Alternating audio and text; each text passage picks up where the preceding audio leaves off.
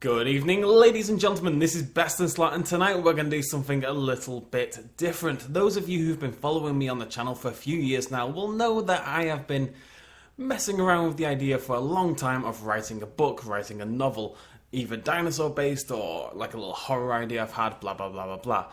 And some of you will know that a few years ago I had sort of 50,000 words done, I was getting towards the end, and I decided I hate it.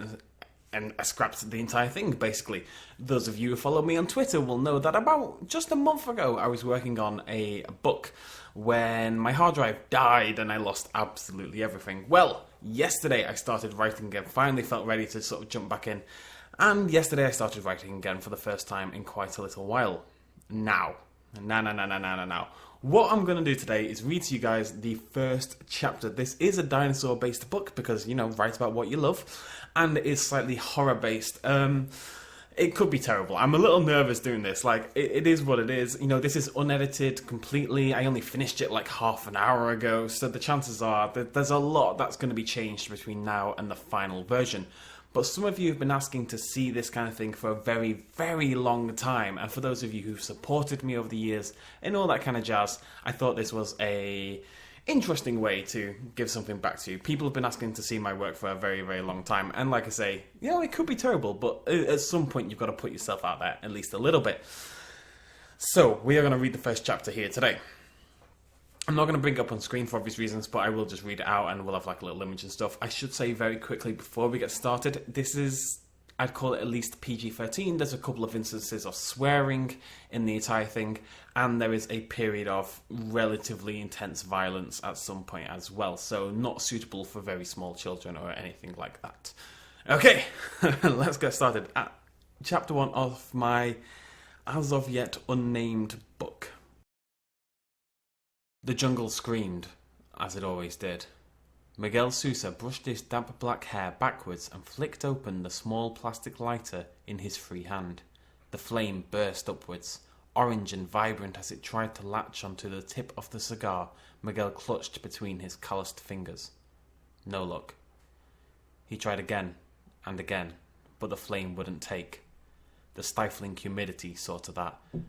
Maybe if it stopped raining for 5 fucking minutes, it'd have a chance, he thought bitterly to himself. With a grunt of frustration, the middle-aged Brazilian stuffed the objects back into his shorts pocket and turned back inside his one-room home.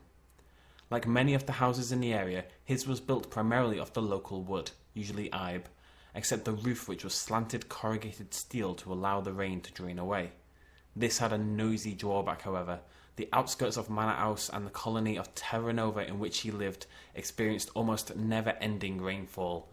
Thick globules of hot summer rain smashed relentlessly into the rusting roof panels, each one bringing with it a banging noise so loud it was as if he lived in the midst of an active war zone. And if the rain wasn't enough, the swathes of dark jungle that encircled his ramshackle home came alive at night. It would start with the hum of the insects at dusk, a throbbing, buzzing sound that rose slowly up as if emanating from the earth itself. Soon after, the birds would begin their hunting, feasting hungrily upon protein-rich beetles and screeching cicadas before celebrating with piercing cries of their own. Finally, when night had settled upon the forest and the canopies cloaked themselves in the umbra, the mammals would emerge. Some nights he'd hear the breaking of sticks as a hungry jaguar prowled the damp earth outside, and on others he'd hear the squeaking of a pack of capybaras, the world's largest rodent, and one of the few forest creatures he didn't actively despise. Those were rare surprises, pleasant ones even, compared to the whooping and hollering of the damned howler monkeys that had taken up residence in the trees just outside his home. Each night the cacophony of animalistic noises would eventually blend together into a singular, santy-shattering shriek. It enveloped the clearing in which his shack was built, bombarding him from every side. When Miguel first moved to Terra Nova from the main city of Manaus, he had figured he would get used to it eventually. He was wrong. "Shut the fuck up," he yelled in his native Portuguese, lobbing his lighter across the box room as he did. It clattered into the moist wood of the far wall with a dull thud and fell to the bare ground. The animals seemed unaffected. With familiar resignation, Miguel stripped down to just his shorts and curled up on the makeshift bed in the middle of the room, really just a collection of thin, dirty sheets and some mangy pillows he'd scrounged from a trash site in the city. He led in darkness, his back to the hard floor and his tired eyes fixed on the lines of shadow that traced the corrugated ceiling above him. There was a light available, an old crank-operated hand lantern that was hung up nearby. But even the slightest hint of light would attract a swarm of curious insects, myriad and varied in size, shape, and just how disgusting-looking each one could possibly be. His first night in the shack, he'd lit the lantern in a panic when he heard the then unfamiliar growl of a prowling jaguar, and soon after the room was ablaze with the vibrating blur of beetles and flies and moths. He woke the next morning to find his body pockmarked and burning, and it took weeks to clear out the rest of the critters after they'd buried themselves into the crevices of his new home. Since then, Miguel spent every night blind in the dark, the fear of not knowing what was beyond the doorway a small price to pay for a modicum of comfort. "This is my coffin," he thought to himself as he nestled back into his bed. He found himself hoping that the end came sooner rather than later. This was no way to live. Alone, abandoned, destined to die in a noisy sweatbox in the back end of nowhere. How had he ended up here? He thought back to his days in Manor House working as a cleaner for a few of the high-powered executives that practically ran the city.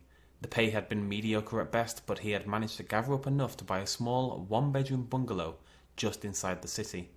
At the time, it had even seemed like a stepping stone to greater things as he worked on his entry into the police academy. One day he'd pull on the uniform and become a respected member of society, desired, popular, maybe even be a family man one day. But life gives all of us our vices, and Miguel had found his at the bottom of the bottle. Hazy night after hazy night meant he flunked his entrance exam and was typically passed out on his living room couch when he should have been at a cleaning job. Soon enough he couldn't afford the rent, and the little wooden house on stilts that perched just by the entrance to the Amazon rainforest was all he could manage to afford. Childless, wifeless, penniless and bottleless, he suspected he didn't have long left to live, but his natural survival instincts always prevented him from pulling the trigger when he pressed the tip of his cheap handgun to his temple. Ironically, he thought, if he had a good strong bottle of something brown, he could probably manage it. Miguel chuckled in the dark, finding a scarce scrap of humour in his morbid thoughts. Pulling a stained sheet up to his neck, he spotted that the front door was still wide open, and he found himself gazing out into the oppressive darkness as his eyelids began to flutter. Nothing was visible. Not a single shred of light had managed to breach the behemoths stormy clouds that hung in the summer night air. The moon itself was cowering away as if fearful, cloaking itself in wreaths of grey, not daring to disturb the unspoiled gloom below. A muddled thud drew his attention as damp wood hit damp wood and the front door swung on its weary hinges. He thought about getting up to shut it, but who was going to rob him, and of what? His prized lantern or the tattered adult magazine he'd swiped from a stand in the city? And if a jaguar wanted to come by in the night, well, maybe that wouldn't be the worst thing. That thought was accompanied by another chuckle and a smile, born out of both bitterness and grim hope. Still, the hour was late, and there was plenty of time for such brooding in the morning, when at least the animals would quieten their cries. An aching tiredness was already plaguing his body, and soon he stopped forcing his eyelids to stay open. Miguel Sousa finally slept, restlessly, as he had since he first found the hard stuff. Outside, the jungle sought no such respite, and the pulsing of heat and rain and noise continued on unabated well into the early hours of the morning, when Miguel suddenly found himself awake once more. What? The words stumbled from his mouth as he tried to get his bearings. The front door of the shack was still wide open, and through it he could see that the first strands of daylight had begun to creep over the horizon, painting the forest in dim shades of lilac and rose and orange. It was still dark, of course. The trees that encircled his home rose tall to block out most of that early morning light. Almost threateningly, they seemed to be moving in towards him, a wall of shadows tightening the noose around his tiny dwelling. Miguel sighed, forced his eyes shut tightly and pressed his head back to the pillow. He wasn't sure he'd be able to sleep anymore, not with the sun rising further up and the animals screeching ever louder as if they knew their concert was soon to be over. The whooping of the howler monkeys, the hum of the cicadas, the squeak of the capybaras. Then something else. something unfamiliar. A guttural cry from the trees, rumbling and throaty and so loud it seemed to shake the very foundations of the shack. It was unlike anything he'd heard before, and Miguel, unmoving from his bed, began to cycle through the animals of the Amazon in his head, trying to place a call to a throat. Jaguar? Howler? Maybe some form of insect he'd never heard before? God knows there was enough of them in there, but he doubted this sound could be made by anything so small.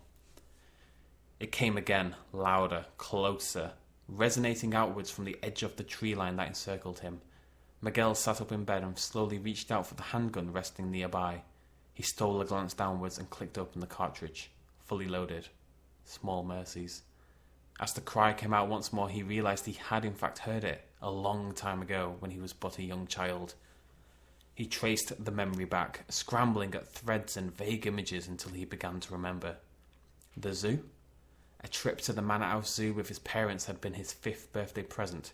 Miguel remembered his delight at seeing all these bizarre creatures for the first time, and the family had spent the entire day trawling over hot concrete as the enamoured child had gasped and gawped and applauded. Sloths, tapirs, iguanas, crocodiles, all these wondrous beasts, a whole new world of discovery for a kid from a poor family who had never travelled further than the local school. One particular creature had enraptured him. Bounding around a savannah-themed section of the zoo, he'd pointed out the gazelles and elephants to his tired parents, and then just as they were to leave, he'd heard a cry, a guttural cry, rumbling and throaty. An ostrich had approached a nearby fence, and Miguel had stared in awe as it sucked air into its wiry throat before blasting it out in a booming, threatening call. Such a strange-looking beast, he'd thought.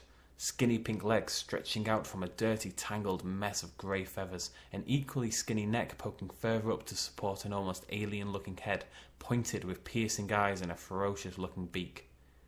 He could tell it was a bird, but barely. It certainly didn't look like the chickens that the elderly woman across the road kept. And that noise, that guttural, rumbling, throaty noise. A zookeeper had appeared then, telling the young Miguel that it was meant as a threat and that they should stay away from the fence in case it tried to snap at the family. Eventually, after a few more warning cries, the beast had wandered off, and Miguel had excitedly told his parents that when he grew up he was going to be an ostrich man, whatever that was meant to mean. Now he wished he paid more attention in school. Ostriches didn't live in the Amazon, did they? He'd never seen one, that was for sure, and he'd certainly never heard a noise like this. It didn't quite match the ostrich he'd once heard all those years ago anyway. There was bestial aggression riding low in the sound, an almost mammalian growling undercurrent that made Miguel clench his cheap pistol tighter in his whitening fingers. With a nervous gulp, the Brazilian clambered upwards and stepped towards the open doorway. He kept the handgun pointed forwards towards the empty space and his finger ready on the trigger. The sound had stopped, for now. Miguel reached the porch area and scanned the dark tree line before him. A half-moon concave of foreboding black shapes wriggling with vines and roots and God knows what else. The early morning light, he guessed it was at least 6 a.m. by now, had thankfully begun to force its way through the shroud of shadow that cloaked the clearing, and he could see streaks of warmth passing over the dew-laden grass below. Phew. But the trees themselves remained black as the night itself, a barrier between light and dark that still scared him after years of living here. He stood there on his porch for a few moments more, a speck of a human in the vast never-ending swathes of rainforest around him. He saw no movement in the jungle, heard no sound. It was as though every beast and critter in the trees had been silenced. He waited and waited. Nothing. Just the weary movement of the sun as it heaved itself up over the distant horizon. The silence itself seemed omnipresent and threatening, somehow deafening in the absence of noise, and it was doing nothing to dissuade his nervousness, but at least the unknown beast had quietened with the others. Sleep-deprived illusions, Miguel told himself. Get a few hours in bed, stop looking at the fucking jungle, and ignore it. He turned back to his home and stepped through the open door, closing it tight behind him, jamming down the latch lock as he did. First time it had been used in years. The early morning light always dampened the morbid thoughts that accompanied the night, and he no longer welcomed the attentions of a roaming jaguar or a very lost ostrich. Just a few hours sleep, that's what he needed. Everything looked better in the morning. The shack exploded. Miguel found himself flying through the air as shards of rotted wood rained down upon him, and a sheet of corrugated steel, once a roof panel, soared past him, clipping him on the shoulder as it did. He didn't have time to register the pain of his ruptured skin as seconds later his body collided hard with the debris-ridden grassy clearing. The world went black. Through the high-pitched ringing in his ears and the damp earth pressed to his face, he could hear a sound, the sound of splintered wood being moved away and searched through, as though his attacker was confused as to where its prey had vanished to. Dazed and disorientated, Miguel forced his eyes open, but he couldn't make out the shape of his foe. Concussion and the stream of crimson blood that spilled from a new gaping wound in his forehead blurred his vision, and the beast was nothing but a black mass where his home had once stood. It was large, though, and certainly not an ostrich. Using his one good arm, he began to drag his crumpled body towards the outskirts of the forest, the once foreboding tree line now a potential safe haven before his attacker discovered him.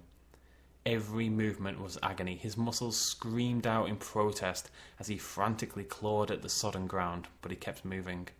Those survival instincts he'd tried to suppress for so many years were now kicking into high gear, and a surge of adrenaline through his broken body kept him grasping for the sanctuary of the forest.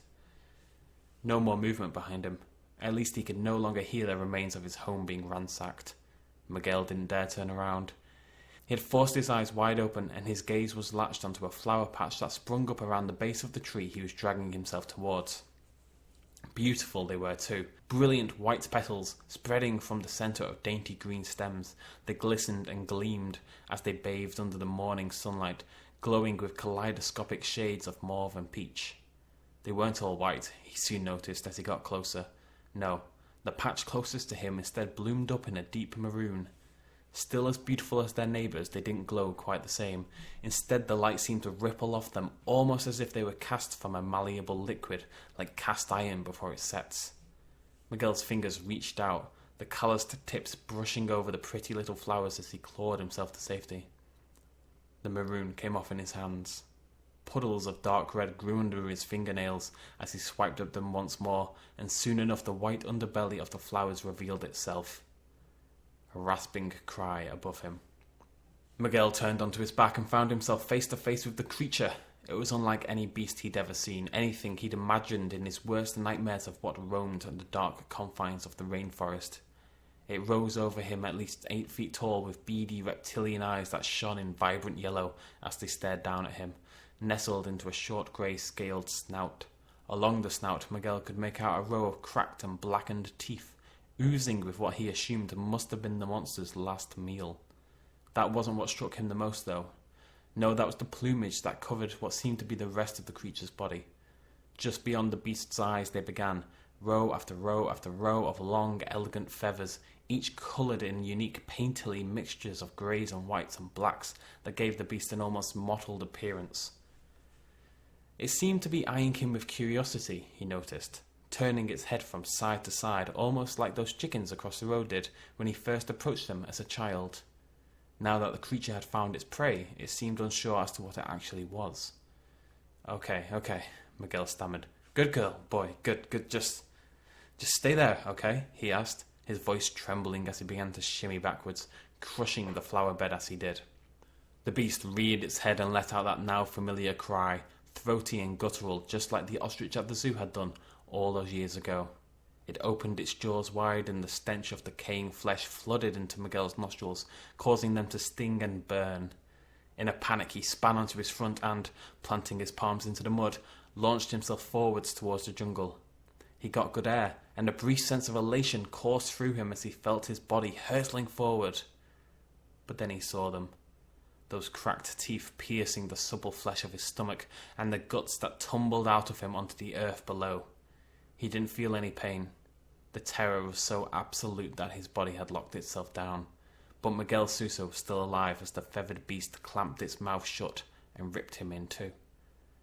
Viscera and ichor poured onto the crumpled flower bed below, and the once beautiful petals disappeared under a wave of gore.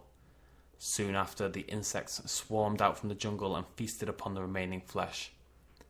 It seemed the rainforest knew the hunt was over as the cicadas and howler monkeys and macaws began to sing once more their dreadful rising crescendo. The jungle screamed, as it always did.